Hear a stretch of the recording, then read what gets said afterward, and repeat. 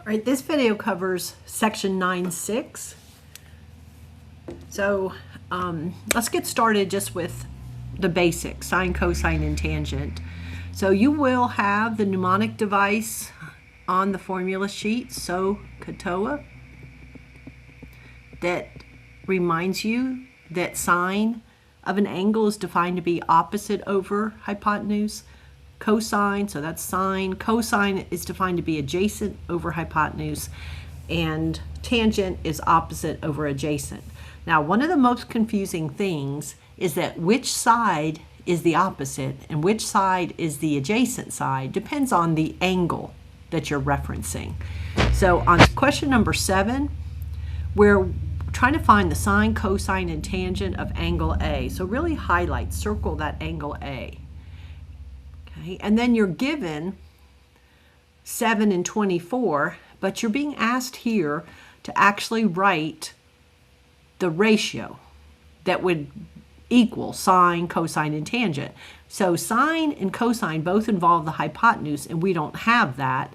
So since we weren't given the hypotenuse, which is this side here, right? This is the hypotenuse, but we don't have it, we're going to need it. It's the longest side of the triangle, so what we know is 7 squared plus 24 squared would have to equal the hypotenuse squared. And so only in this case, the labeling A, B, and C, they used B for that. Let me just put an X as the hypotenuse. So I'm looking for this side here. All right, still the longest side. So what I'm going to do, okay, is I'm going to wind up not introducing round off error by just doing the square root of 7 squared plus 24 squared.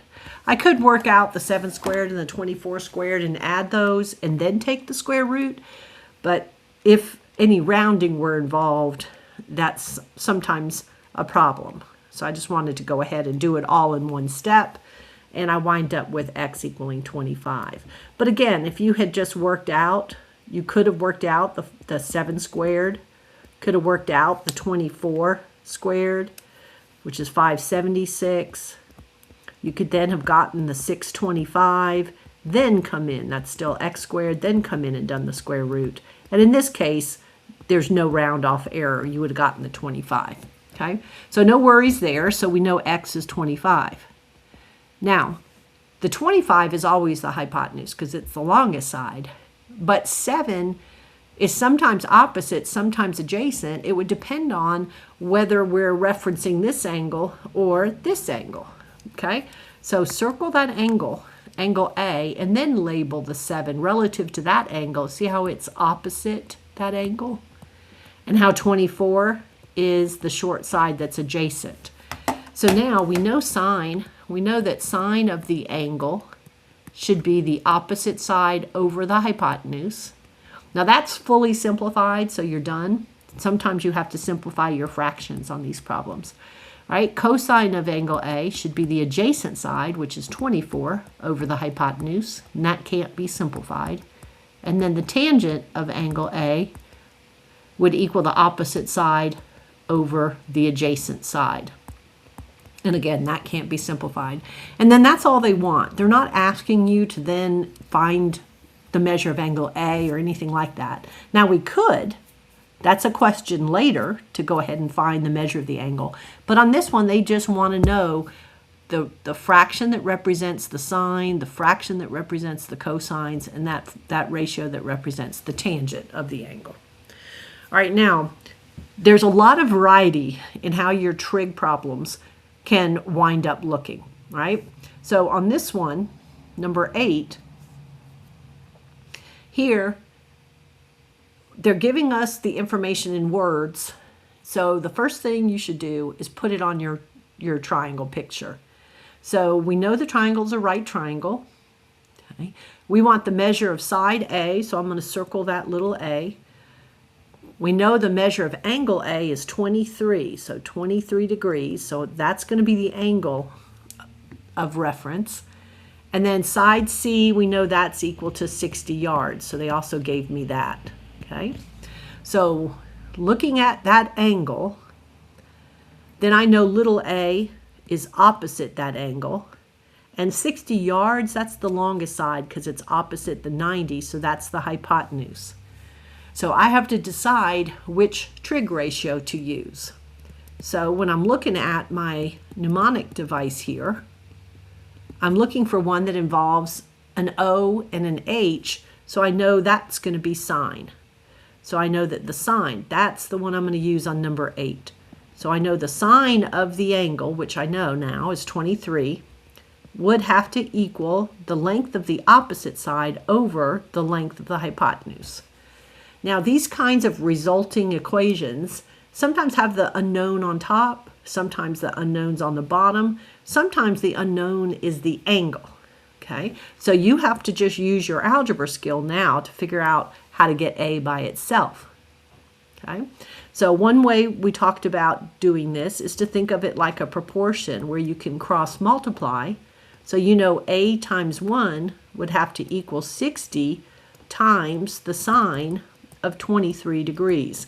Now everybody by now should be in degree mode. If you've been in class, we've been working on that. I'll make sure everybody's in degree mode before the test. Okay, so you're going to take 60 times and then type in sine of 23. And this just happens to be close to 23. That's just a coincidence. So it turns out to be about 23.4. And we have units on C being yards, so we know that's about 23.4 yards. Now, if we needed side B, we could do that using the Pythagorean theorem, or we could set up another trig ratio to find the length of side B. But they didn't ask us about that here, so we'll stop with that. All right, let's look at question number 9. All right, so same kind of thing. We need to get the information from the words of the problem onto the triangle. This time we want to know the length of the hypotenuse, the measure of side C. We know the angle is 82 degrees. And what angle? Angle A. So we know this is 82 degrees. Sometimes they give you angle B, so be careful, okay? And side B is 160, so that's this one, is 160 inches. So I'm going to think about what ratio would use those three sides. And if angle A is the angle that I was given, okay, I'm going to label 160 as adjacent to angle A. C is my hypotenuse. We don't need it, but the little a would have been opposite. So now I need to think about SOHCAHTOA. And when I do, I'm looking for which one has adjacent in the hypotenuse. So that would be cosine.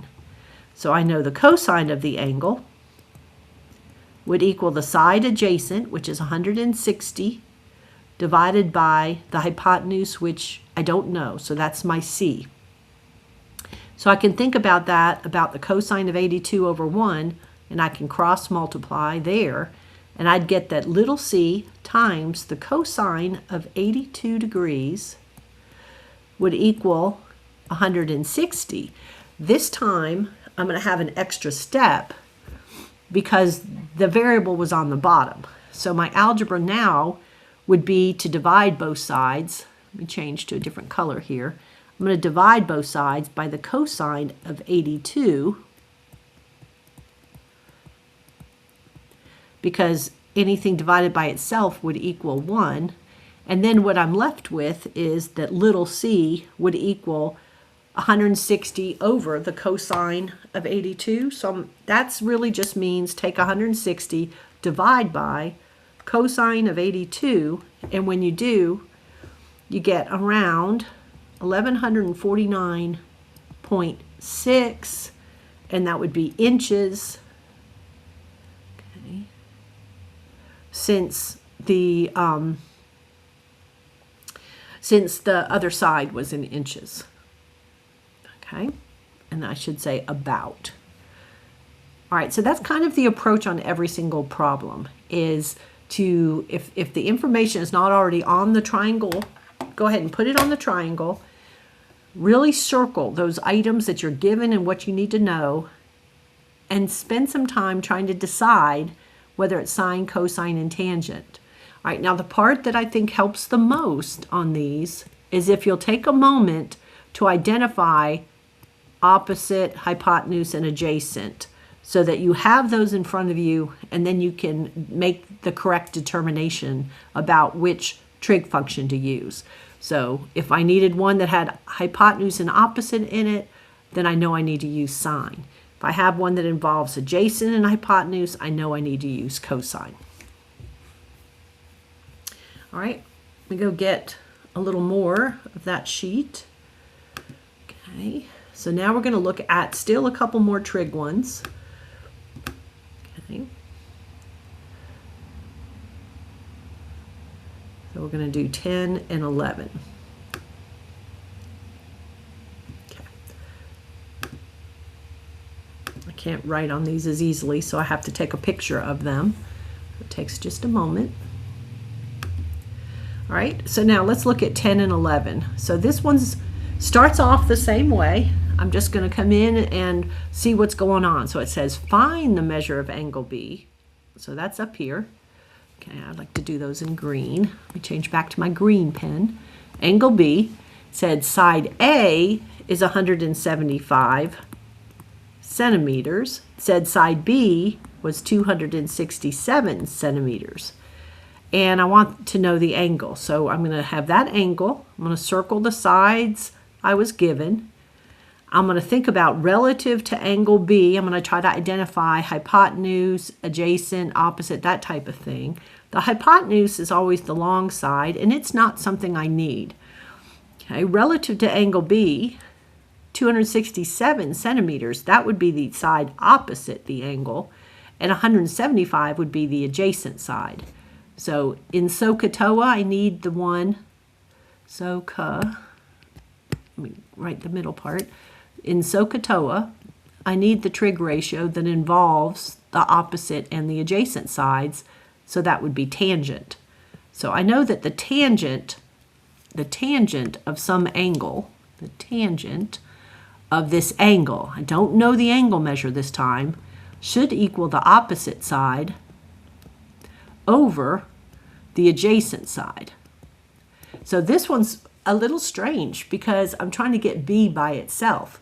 And tan B, when I say that, tangent is the name of a process that's going to be applied to the angle to get that ratio. It's not tangent times B. It's not like you can divide by tangent there. What you have to do is undo this function, and to undo it, you use tan inverse. So we talked about how, a lot of problem solving is like this. When you're trying to solve something like 2x equals 20, you undo the 2 by dividing, since multiplying and dividing are inverses. Or if you had x plus 5 equals 15, you would subtract 5, since subtracting 5 undoes adding 5 to get the x by itself, right? Or if you had something like x squared equals 20 and you need the x, you get it by doing the square root, okay? Because the square root undoes the squaring and gets you the x, right? So that's the whole idea behind equation solving. So what undoes tan is tan inverse. So you're going to do tan inverse on both sides, okay? So you're going to kind of work backwards from what you're used to doing. So we're doing tan inverse on both sides here. And you should do this in one step and not introduce round off error. So if I do that, if I do tan inverse of tangent of B, I'm back to just B. And now I'm just going to type in. And we talked about how tan inverse is above, the inverse trig functions. You'll see them as written right above the other buttons. So like tan inverse is above tangent. So do second function tan to get tan inverse, and then type in 267 divided by 175. Okay. All right. Do that all in one step so you don't round off the 267 over 175. Just wait and round at the end. And there we get about 56.8 if I round to the nearest tenth, degrees. Okay. Right, so that was a little different than 8 and 9 because we were actually working backwards in getting what the angle measure would be on that. And 56.8 degrees would be our answer. Ooh, I just saw it said round to the nearest degree, so that's actually not what I would want to type in if it were in ALEKS. I would want to type in nearest degree. That would be about 57 degrees. Okay. All right, and then we got one more here. We have, there's some classic kinds of problems that are trig related, word problems that are trig related. Angle of elevation, angle of depression problems are pretty common. So here, what we know is that from ground level, the angle of elevation to the top of some building, so here's my building over here, is 57 degrees. Then what they tell me is the observer is standing 360 feet from the building. So that would be, this is 360, how far away from the building he is. So that's from here to here. And what we want to know is the height of the building. So the right triangle comes from the building to the ground, right? That you assume that that's a right angle. And you're looking at this, thinking about that 57 degrees that you're given, which is here. Then X right there would be opposite it, and the 360 would be adjacent to it. So that turns out to be a tangent problem. So we know that the tangent of 57 degrees should be the opposite side over the adjacent side, the length of the opposite side over the adjacent. So this one turns out to be just that X would equal 360 times the tangent of 57 degrees. So this is not an inverse trig function. We're just typing in 360 times tangent 57. We're going to get a number, and that number turns out to be about 554.4 feet if I round to the nearest tenth. And they didn't really say what to round to, so just watch that in ALEKS if they specify. And that would be your answer.